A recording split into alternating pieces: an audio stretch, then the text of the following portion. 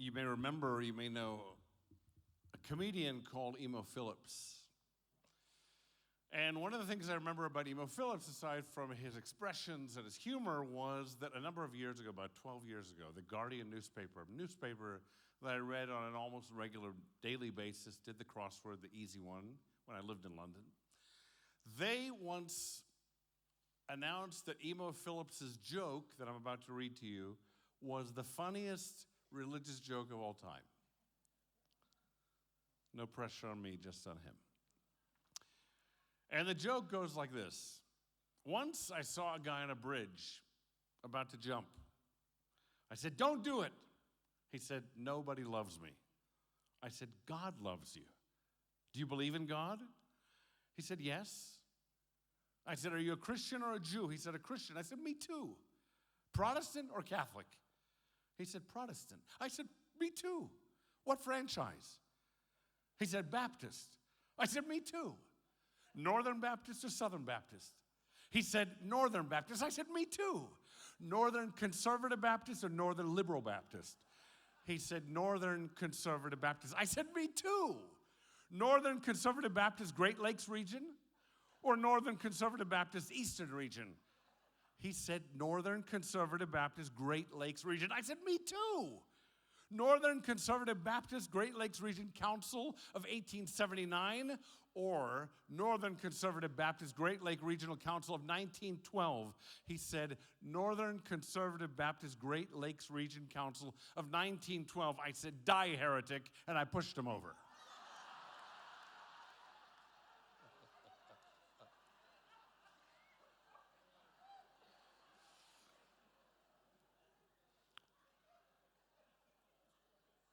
It's much better than a rabbi and a priest or a bishop or an imam get on an airplane or walk into a bar. And I think what it was that struck a chord 12 years ago was going to strike a chord with all of us today, which is the greatest humor is true. The greatest humor makes us smile and laugh and possibly wince as well.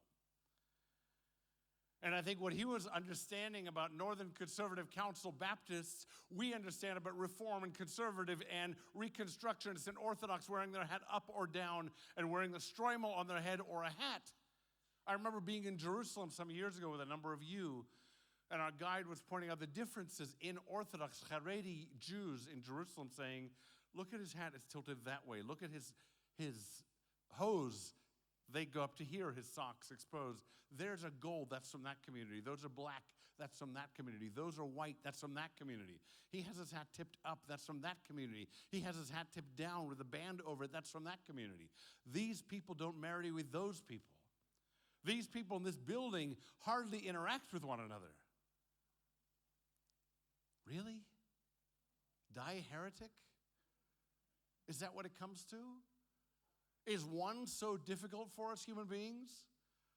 Too large or too small a number that we can't count and count and count and arrive at the simple number that God sees, which is the most simple in divine math, which is one? We divide and we subdivide and then we subdivide again until ultimately we have our houses and our gates and our last names and anything that we can create to pull us apart from one another to make us distinct. And I think what's inherent in some of these differences and these divisions is something lamentable. It's not only the division, it's the sense, as uncomfortable as I am to say it, of superiority. The sense that what I believe and what I do and what I practice and what I wear and who I am is somehow superior, is more right than what you do and believe and practice and what you wear. And we're living in that age. We're living in an age where all of us are more right than the other. I remember being in school, there was one teacher and 30 kids. Now there are 30 teachers. Nobody's listening. Nobody's interested in learning. What happened to the humility that comes of listening and saying, "What can you teach me that I don't know?" Because clearly your eyes see the world differently. I think about what it is to be in an age when all of us look at each other not only for what we have in common sometimes, but we try to find what divides us and ultimately we justify taking a step back from each other. I remember when I was a kid, my mom had, memorably, I think it was a red cover, on her bedside table, a book that said, I'm okay, you're okay. I don't think it could be published today. It would be, I'm okay, you're not worthy of talking to. What happened to discourse? What happened to the idea that all of us are created in God's image and that all of us are making a journey on this world towards something of merit? That every human being wants what is good for this society and for our world. And I say every with an italics, because clearly we know that it doesn't apply to every human being on this earth. Imagine coming to the next discourse or conversation about what you believe, whether it's religion or politics, those two that we've been taught and told not to speak of with a friend, let alone with strangers. Imagine coming to a conversation like that with true openness and humility, not with prejudgment. I did this a few weeks ago. It was a dangerous experiment, but I survived. I was at a neighborhood restaurant with a friend of mine, and based on what I've known of him, we're very close for many, many years. I know that we differ on points of view on various social issues. So I said, let's do something dangerous. Let's have a conversation about all the big issues. Let's start with A, and let's make our way all the way through them. And I said, but let's start on this basis. I said, I genuinely love you. I care about you. Not only because I'm your rabbi, because I'm your friend. And he said, yeah, I feel the same about you. I said, then we can have any kind of conversation that's respectful. I said, if we start and base our conversation on the notion of love and trust and care and humility, there's nothing that we can't discuss openly. And so we talked. And what happened that was so interesting in that quiet conversation with a glass of wine and a Diet Coke, his was the Diet Coke, mine was the wine, I was a little more nervous than he was we came to moments of realizing that we agreed on topics that we didn't realize we'd agree on.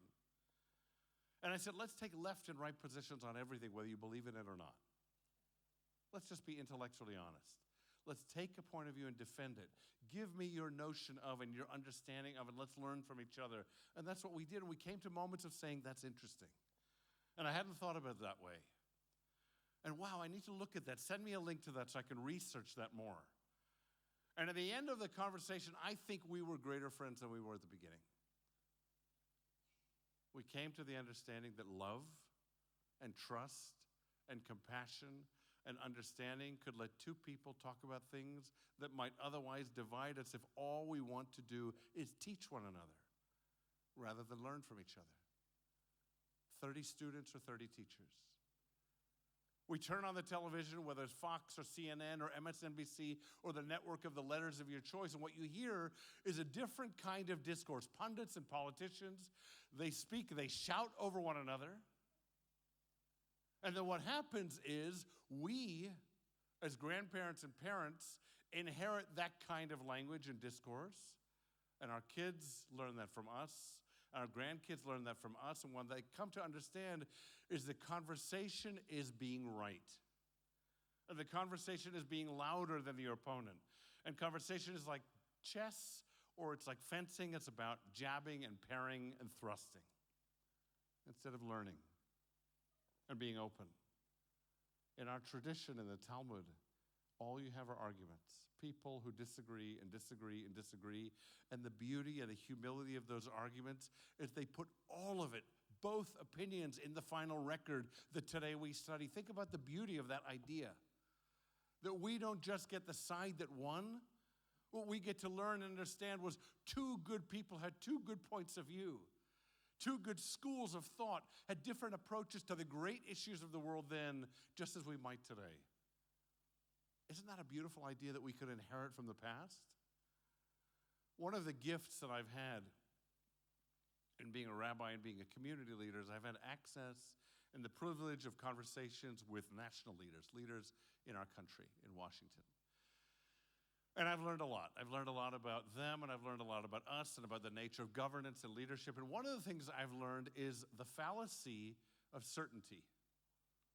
I've learned that our leaders know a lot about very little at the beginning of their careers. Imagine being elected. You're a freshman congresswoman or congressman, and your first year out, you're voting and you're speaking and you're making statements on all the networks. You have to know about Iran. You have to know about Venezuela. You have to know about Cuba. You have to know about Florida. You have to know about stem cell research. You have to know about all the issues, the multiplicity of issues that make the front and center pages of all of our newspapers.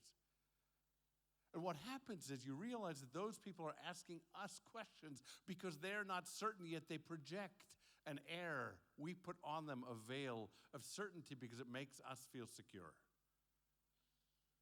We stand before our doctor or sit before him hoping that he's always correct, and we give the same credence to our politicians and our pundits. We nod in agreement in the echo chamber that reflects back what we already believe. We listen to people who tell us with certainty what is true, but how often do you see a politician or a pundit, when they step in front of a camera or step in front of a microphone, ever saying the words, "I hadn't thought about it that way," or "I don't know," or "I need to give that more thought"? They wouldn't be electable. What we demand of them is certitude. What we demand of them is the confidence of their ideas, the ability to articulate them so that we can feel comfortable in our beds at night. But we don't have to inherit that kind of certainty. Let that be for them, not for us. We as Jews come to these days with humility, a passion for humility that says not only I might be wrong, but I have been wrong over and over and over again. And we say, Al chet shechatanu lefanecha, for all of these sins and omissions, for all of the choices that I made that were in error. And we imagine that those people who govern us and teach us what is right and give us the power to quote them and to post them and to rebut the posts are always going to tell the truth and always be certain and always be civil. God forbid that we should echo the uncivility, the incivility.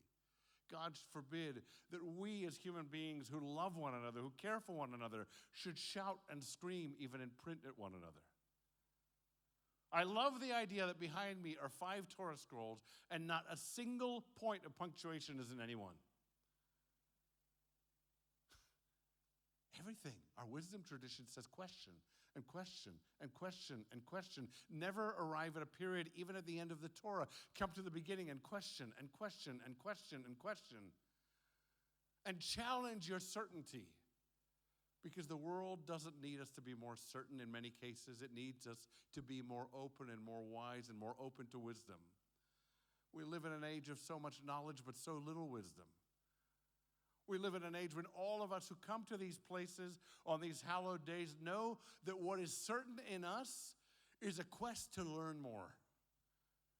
Is a quest not to find our strength and our solidity, but to find our vulnerability. To find what we don't know. To listen to voices that tell us we might be wrong.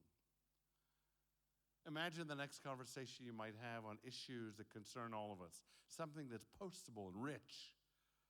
Might be quiet. That you might listen and say, I want to learn from you. I told you at Rosh Hashanah about my conversation with 2 men on a fishing boat in Alaska from rural Georgia, one of the most beautiful gifts that I've had this year. And what he said to me, that man, Marion, who called me right before Rosh Hashanah, what he said to me was, when we sat on that aluminum boat on the river, and he said to me when he said, I want your card, he said, I have questions. I said, oh? And he said, I know about us. I don't know about you, Jews. Isn't that a way to go into the world? Let's go fishing together. Let's sit on an aluminum boat and spend hours asking each other questions and saying, tell me your thoughts. What are the values that you inherited? Because so many of our views and our values are inherited. So many of us are spouting our parents' politics, our parents' values, which in many cases is wonderful. But we have, as adults, the obligation to put question marks in the place of periods, to ask ourselves what is truly going to serve this society, what is truly going to serve this country in this, the year 5780, the world in this year 2019. I want to read to you something by the wonderful Rabbi Jonathan Sacks. He says, one belief more than any other is responsible for the slaughter of individuals on the altars of great historical ideas. It's the belief that those who do not share my faith or my race or my ideology do not share my humanity.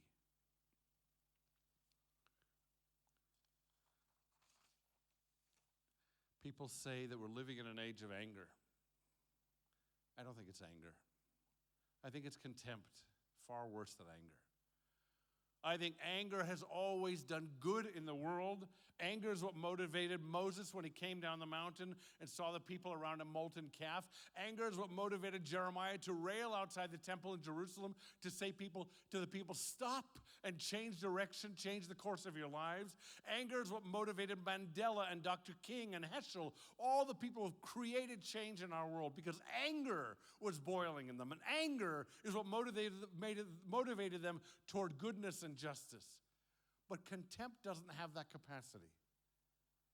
Contempt doesn't have that ability to pull people toward one another. It only divides us. The student and teacher, psychologist, student of human relationships, John Gottman, says that within 1 hour he can tell with 94% accuracy whether a couple is going to divorce within 3 years. And he says it's not because of the anger and their expressions toward one another. He doesn't look at that. It's signs of contempt. It's sarcasm. It's sneering. It's eye-rolling. What he found was that contempt actually kills us. Couples who live in a contemptuous relationship on average die 20 years sooner. Contempt, being the subject of it or the proponent of it, creates anger, creates depression, creates anxiety. And why on a holy night like tonight am I telling you these harrowing facts? Because I know that no change comes without urgency. None of us change sufficiently, profoundly enough, unless the message is it has to happen now. So for our own selfish sakes, let's avoid contempt. For our own selfish sakes, over the course of these holy days, let's find the holiness of reflection, finding the moments in which we are contemptuous. I want to make a resolution and a suggestion for the year, so that it isn't merely a sermon of words and ideas, but something that might be more actionable. And this might be challenging. Bear in mind that 1 in 6 Americans today has members of their family they no longer speak to because of political differences. 1 in 6. Bear in mind the year ahead and ask yourself if that number will increase or decrease. And ask yourself if it'll increase in your own home, in your own family. I want to make a suggestion that's radical. If you watch CNN or MSNBC, add Fox News to your weekly calendar. If you watch Fox News, take a moment every morning, or I should say 1 morning a week, to listen to a full hour of NPR. Find and ask me if you need next week an intelligent, conservative, or liberal podcast to listen to weekly. Listen to the other points of view. Listen to people who share your values, who want the same outcomes in many cases, in most cases, but have a different journey toward them. A different idea, not of the why, which motivates all of us, but of the how to achieve it. Unfollow people who shout online. Unfollow people who raise anger and contempt toward one another. Quieten some of the voices in the year ahead so they can hear your thoughts and your reflections.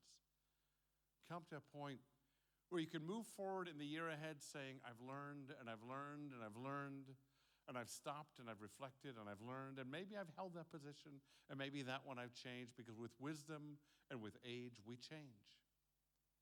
If we're open to learning, if we're open to listening, the next year can be the most extraordinary year of our lives as a community.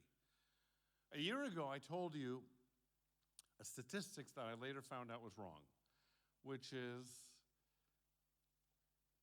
that the ratio of impact of one person is to 18,000 in your lifetime. That means that one person, on average, many people, many more as you know, some people fewer, but on average, each of us will impact directly and indirectly 18,000 people in our lifetime. And I did the math now. I can't do that without a calculator. I won't use that on Yom Kippur. But that means 2,000 people in this synagogue.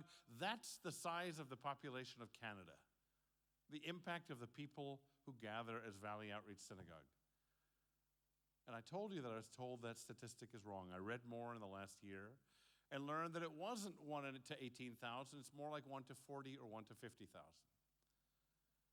So now think about the importance of you. So now think about the importance of you as a learner in the world and sometimes a teacher. As a humble human walking on this planet, wanting to clean it and protect it and make it better.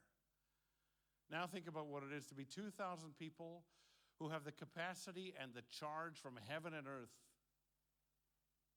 to wisen up and to listen to wisdom, to find what it is to be truthful, and to be able to say, I was wrong, and to be able to say, you're right, and to be able to say, I just don't know, and to be able to say, I can't possibly have all the information that would be necessary for me to be certain. So I'll carry on studying and learning, and I'll progress toward what I think will be the best solutions and outcomes for our society, for our country, and for our world. I'll tell you that Emo Phillips' joke is about people doing what people tend to do, what we've always done since the beginning of time in the Tower of Babel, which is to pull apart from each other, to find reasons and ways to divide and subdivide. But we know what happens with division and subdivision. And we know what everybody is teaching everybody else when we listen, which is the goodness that will come if we embrace, if we get close enough to see the color of each other's eyes, if we realize what unifies our human stories. Gmar Chatima Tova, may it be a year of learning and of wisdom and of goodness and of good health. And may you be inscribed and sealed in the book of life.